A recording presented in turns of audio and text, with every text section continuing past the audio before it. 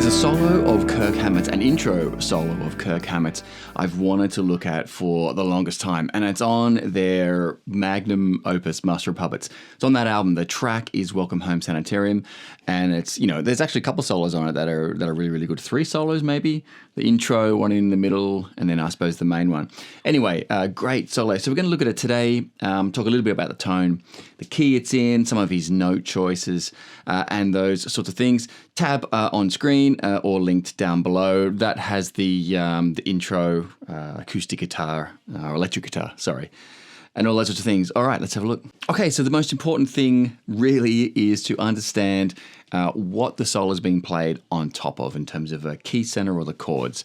And that helps you, next time when you think, if you're in a similar environment, hey, I can bring some of those ideas in. Otherwise, you're just kind of flying blind.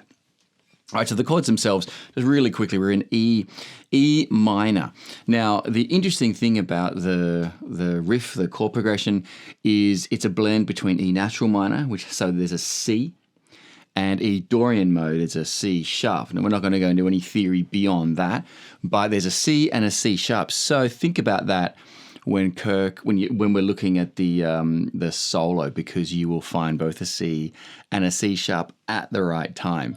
Did Kurt do it theoretically? Maybe, but he probably did it by ear and figured it out. It's a great solo.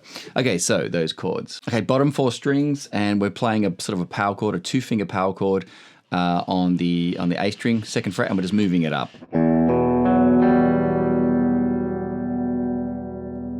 Okay, so the E string is open and the D string is open. Okay, so you've got to arch your fingers up there.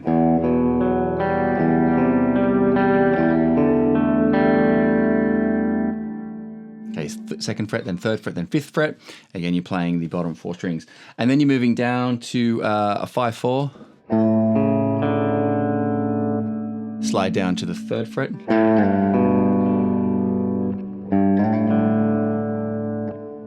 All right.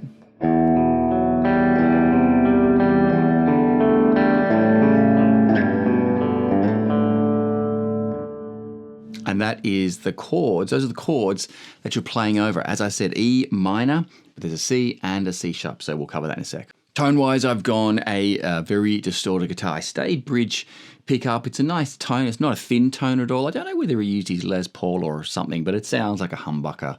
Nice fat sound. I added a bunch of delay and a bunch of reverb. Now, when you're playing on top of a track, a lot of that's just swallowed.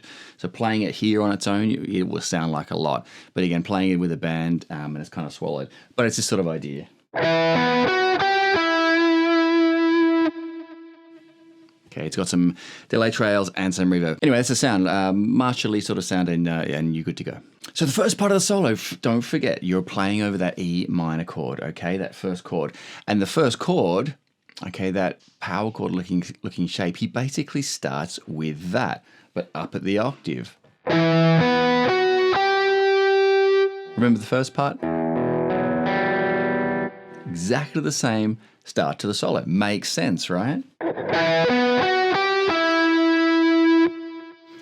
Okay, really, really nice, and that's why it sounds great, because it's exactly what he's playing on top of. Okay, next part.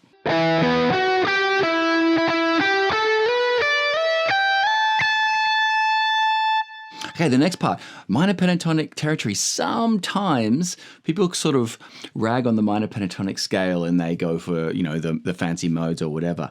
But look, those, just limiting it to those 5 notes can be absolutely beautiful. It's knowing when to embellish with more notes and when to sort of just lay out with those 5.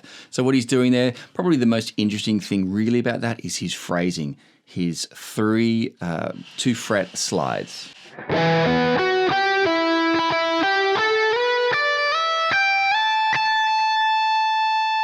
Okay, so the phrasing is what you really want to try and get on this one, so watch those slides. Okay, the next part, probably the most contentious part, if there's such a thing with learning this solo. It's really hard to hear what he's got going on, and I've seen live a bunch of stuff, I've seen sort of some other lessons, and I think, this is what I hear, okay, so who's right, who's wrong, doesn't really matter. I hear sixths.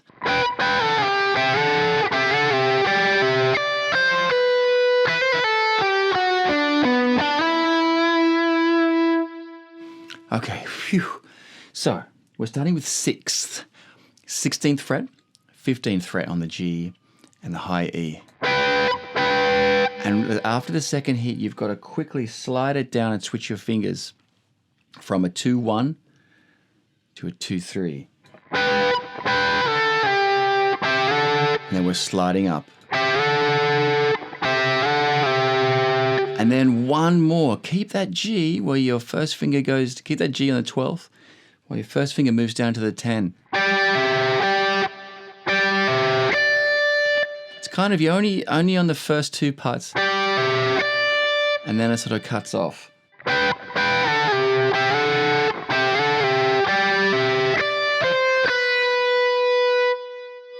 All right.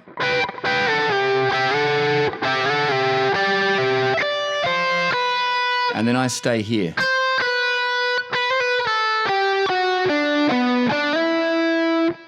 Okay, so really nice. Those 6 are amazing. Again, check the tab and watch that slide going down. That's really, really nice there. Some nice stuff here. Coming down a G major 7. Is when he's gone down to the... Again, so he plays the right notes at the right time. But again, a really, really nice solo. So you can see now he's bringing in more notes. Before it was just pentatonic, when we had those 3 slides in a row.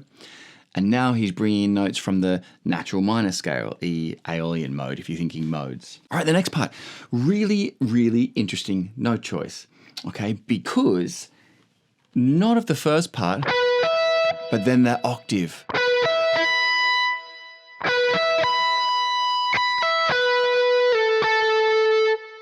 Beautiful. So you're in box 2 to box 3, the minor pentatonic. So if you're not knowing your minor pentatonic shapes, really get to know them, and this kind of stuff helps you. It's so much easier to remember solos or songs or whatever when you've got your shapes, if not any other theory, but when you've got your shapes down. Okay, so I play first finger, second finger, fourth. I do 2 downstrokes there and an upstroke coming back up as well.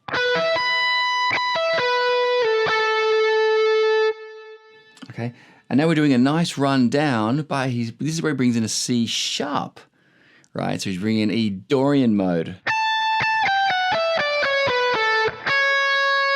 That one there just kind of sounds, it doesn't sound right because the C's been so prevalent.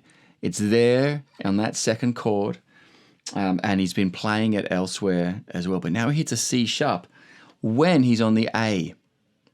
And that A chord there, the guitar underneath, is playing a C sharp on that particular part, right at that part he's doing that run down. And that's why he's hitting a C sharp. So a bit of sort of theory there. But again, they figured out some of this stuff. And the solo stands the test of time, right? So learn your theory, kids. This next part is really, really nice because you need to slide down and do a full step bend with your first finger.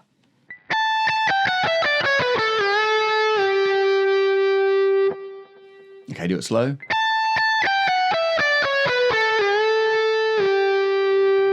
Bend it up and release it. No picking, just bend it up and then release it, okay?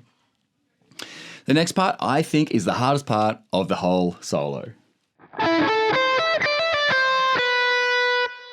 And that's it. Why is it hard? Well, because you're going down, it's like a sweep pattern. You're going down a single note on 4 different strings. And you're outlining an A minor chord there.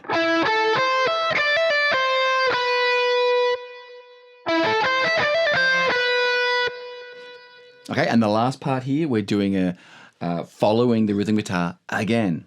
An A major triad, G major triad, back up and finish on the E note. Okay, slide into that A.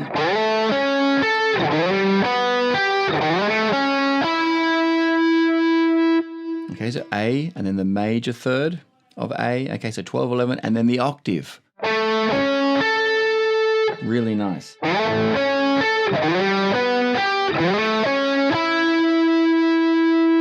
Then when he hits the E, we go into the verse. All right, a little bit of a look. Again, just look at the tabs, I suppose, but really try and get the phrasing 100%. That's the main thing. For me, that's why you're learning it. When he does slides, when he does hammer-ons and pull-offs, and try and look at the note choices and kind of learn something from it beyond enjoying how to play it. All right, welcome home, Sanitarium. That first solo from Kirk Hammett. Good luck. See you next time.